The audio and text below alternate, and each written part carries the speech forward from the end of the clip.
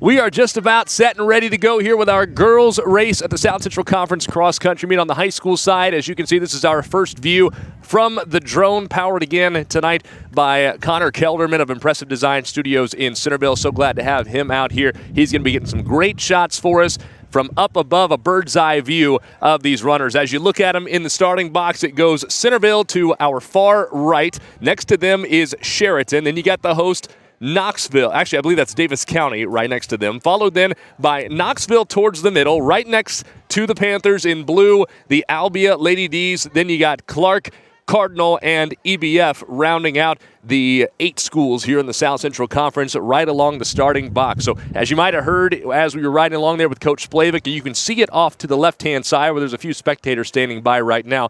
There's the split off because there are 2 loops here at the high school level. The first time around, they're going to take that left fork. Second time around, there's the shot heading right down towards our finish line, and then ultimately that's where we'll see the runners end up over by our main tent where our clock is set up as well. We've got the clock set for you too, so you can keep tabs on the timing as we go along here.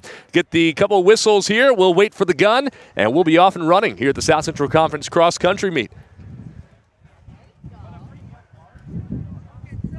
And there they go. The girls are off here in Knoxville. The clock is winding, and they go down the first straightaway. This is an exciting time for me. My first time broadcasting a cross-country meet, so this is going to be a good time to be able to watch these young ladies and, of course, the young men following as well for our 8 conference schools. Looks like getting ahead of the pack there early is one of the Sheraton Chargers to kind of set a quick pace near the front as they make the first turn down the far side of our course. Again, very hilly here at Pine Knoll, so certainly something to keep an eye on. That first downhill will allow some pretty good times, I think, for the first mile for these runners, but that backside in particular where it starts to get really hilly, that's where you're looking at maybe, I think it'd be pretty extreme if somebody on the girls' side in particular was able to break 20 minutes here today. Of course, McKenna Montgomery has broken 20 minutes 3 times here this season for the Lady D's, but obviously with a kind of a windier day too, it's turned into a nice one. You saw on the ride along with Coach Splavik, it was kind of cloudy and windy, but now it's warmed up to the low 70s here currently in Knoxville, and a pretty brisk breeze coming out of the south for us this afternoon, looking about 15 to 20 mile per hour of that wind. So especially in the south as they make this turn here around the loop with the gator out in front, as you can see, that's when they're going to be coming back into that headwind. So, and that's the first hill, I believe, too. So that will certainly slow some of those runners down, but hey, that's all part of cross country, right? You got to work with the environment that you have. A lot of great fans out here as well cheering on these runners for Albia and also Cardinal, Centerville, Sheraton, Clark, Davis County, EBF, and, of course, the host Knoxville here at the cross country meet. Now, kind of giving you a breakdown for our schools overall. There are 6 of the 8 SCC schools for the girls' side that will be qualifying for the team standings. The ones that will not be will be Centerville. They have 3 runners, Noelle Craver, Lauren Phillips, and Layla Strodes. They do not meet the minimum of needing the 5 runners in order to qualify in those team standings. And then Clark has 3 runners as well. Claire Jacobson, Audrey Pontier, and Eleanor Shin that are running for the Indians. So they also not meeting that minimum of 5. But everybody else is up for grabs in that team title. We told you in the pregame discussion before our ride along with Coach Splavik that Albia is certainly the odds-on favorite here, the number 6 team in Class 2A, at least in the updated rankings that came out today. And they've got 2 runners that are ranked themselves in McKenna Montgomery and Serene Thompson as they make their way up the hill, the first hill anyway, before we get towards the back half. We'll really be relying on our drone video coverage as well whenever you can kind of see them coming through the spectators there as they make their way up. Saw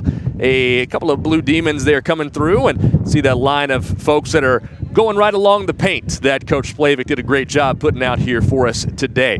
Doesn't seem to be a huge lead at the moment for anybody as we kind of swing around here as they go down that hill. That's going to be a big time makeup as well. There is a little bit of a gap here. I can't quite tell the color of that young lady's shirt, but I wouldn't be surprised if that's McKenna Montgomery for Albia. That's been what she's done all year, is get ahead of the pack and really set a strong pace as they start to make their way towards that back half of the course for the first time. And that's where we lose some of our standard footage of our different cameras that are set up around the course, and of course where Connor's expertise in operating that drone are going to really come into play.